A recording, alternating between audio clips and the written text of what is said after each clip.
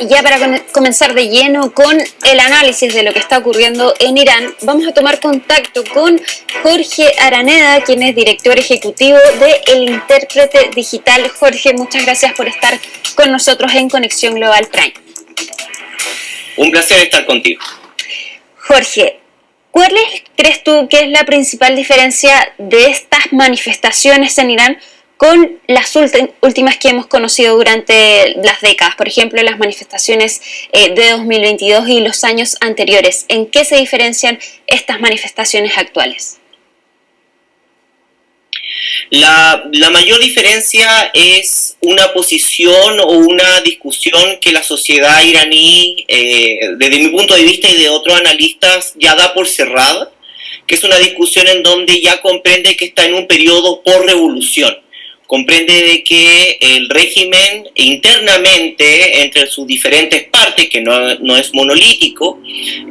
o entre las diferentes composiciones del régimen, ya no podría de ninguna u otra forma dar solución o cabida a los problemas estructurales que la sociedad no solamente demanda, sino también ha sufrido y lógicamente se ha movilizado en la última década. Ya las diferentes composiciones del régimen, ya merece los más pragmáticos o los más principalistas,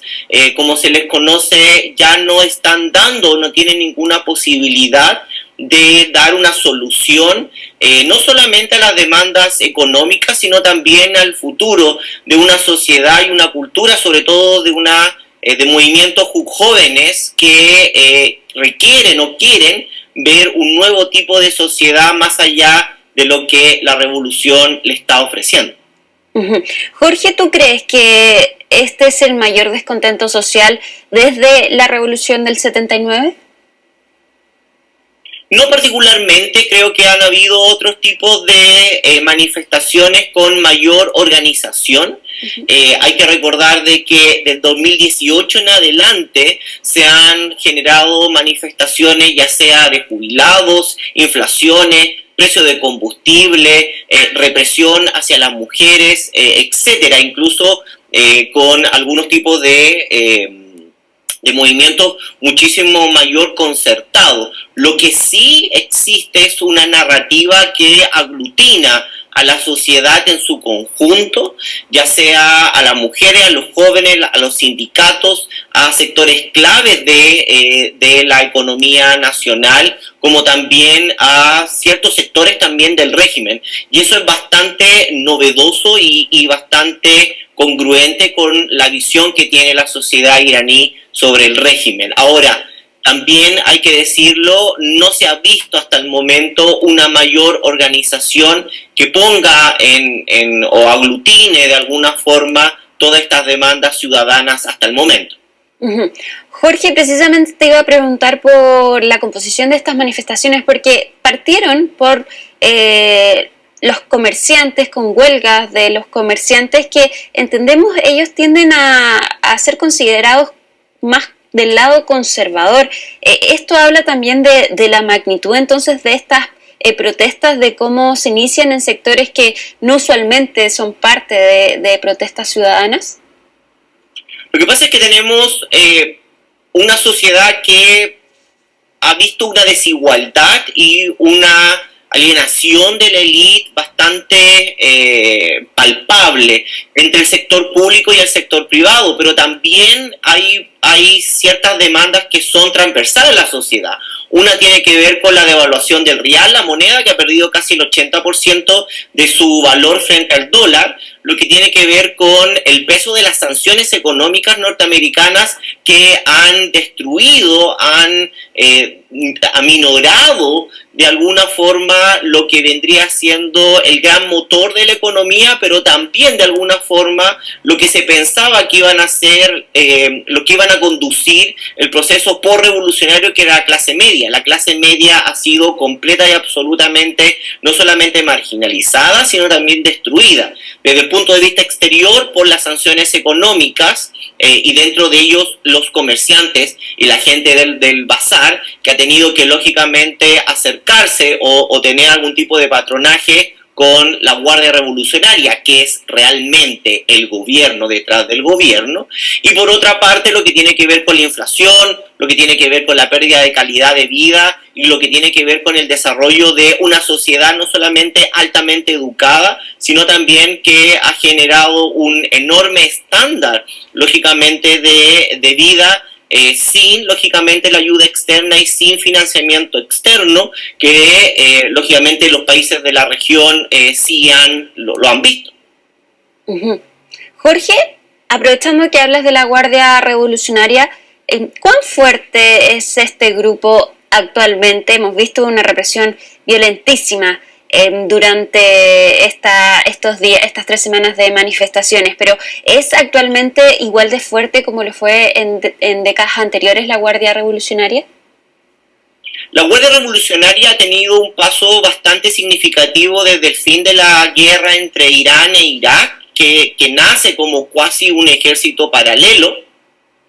y que a lo largo, como se llama, de las décadas ha tomado el rol principal de esta agenda exterior, de no solamente tener injerencia en Irak, en el Líbano, en Siria, lógicamente incluso en Palestina, llámesele de alguna u otra forma, con los grupos paramilitares en Irak, con el Hezbollah en el Líbano, con Hamas, lógicamente en Palestina, o los hutíes, de forma directa o indirecta, ayudando, financiando y también estrenando. Pero por otra parte es importante comprender que son un actor clave dentro del Estado, dado que dadas las sanciones económicas, lógicamente va a ser la Guardia Revolucionaria y quizás la figura más importante, entre otras, fue la de Soleimani, que lógicamente fue asesinado por el gobierno norteamericano, y que lógicamente no solamente va a tener en algún momento una visión cuasi mítica, sino también va a tener el control económico cada vez mayor, como un ejército paralelo al regular iraní, que va a tener lógicamente el control no solamente de la seguridad del régimen islámico de Irán, la seguridad propiamente tal del Ayatollah Khomeini, sino también va a tener participación clave de la economía. Por lo tanto, este ejército paralelo es el actor clave y quizás el que realmente gobierna no solamente la política exterior, sino también la doméstica actualmente en Irán. Uh-huh. Jorge, también hubo una manifestación pro régimen que fue televisada, por supuesto, por el canal iraní, estuvieron ahí distintas autoridades. ¿Es esta fracción de la población importante como para hablar de un Irán dividido, o es básicamente otro intento más del régimen para mostrar que ellos siguen entonces fortalecidos? Más que nada las protestas en torno en apoyo tanto internas en la diáspora iraní como internamente sobre algún tipo de proclama o eslogan en favor a el heredero, si uno lo podría decir, de la monarquía de Reza Pahlavi, en realidad son mínimas dentro, tanto fuera del país, no solamente porque no aglutina casi 40, 50 años, me tendría que recordar lógicamente a qué edad nace, ¿cómo se llama?, el hijo de Reza Pahlavi padre, de Irán, y que no tiene ningún contacto, ningún apoyo, más que nada tiene que ver como con una narrativa, como una reminiscencia de algún tipo de imaginario anterior a la revolución islámica, pero en términos de poder conjugar apoyo entre los diferentes actores nacionales, como también sobre los actores internacionales, es poco o nada lo que realmente puede hacer. De hecho, las peticiones para que Reza Pahlavi se reúna con el presidente Donald Trump fueron denegadas porque la mayoría de los asesores comprenden que más allá de una figura en el exterior, el peso relativo interior o doméstico es nulo o cuasi nulo. Por último, Jorge, hemos visto 3 semanas entonces de represión, este apagón de Internet y por último la amenaza de Donald Trump de intervenir. No dice cómo, pero dice que va a ayuda en camino. ¿Crees que esta intervención de Estados Unidos podría ser trascendental para una posible caída del régimen? Probablemente lo que veremos va a ser una intervención que no va a poder demoler al régimen, pero sí, si es que lógicamente Donald Trump lo realiza, cosa que al parecer es lo más probable, no solamente porque el círculo cercano de Donald Trump, los asesores, quizás como ninguna otra administración, tiene personajes y asesores que son anti-iraníes muy en potencia, no como lo fueron Biden o Obama, que tenía lógicamente asesores que buscaban o la vía diplomática, también la militar. En este caso, la mayoría de los asesores solamente ven la opción militar. No va a ser un golpe que pueda demoler al régimen en su conjunto. Estamos hablando de 100 millones de personas, un régimen que lleva muchos años en el poder y que no solamente pudo sobrevivir a un ataque conjunto entre Estados Unidos e Israel en la última guerra de los 12 días, de forma bastante exitosa en términos militares, en términos de lo que por lo menos la propaganda o los asesores israelíes mencionaban que era lo posible atacar. Pero probablemente lo que van a buscar es dañar lo suficiente a la Guardia Revolucionaria y al régimen interno para que las protestas lógicamente puedan pasar a otro nivel y poder concretar algún tipo de cambio de régimen. Lo que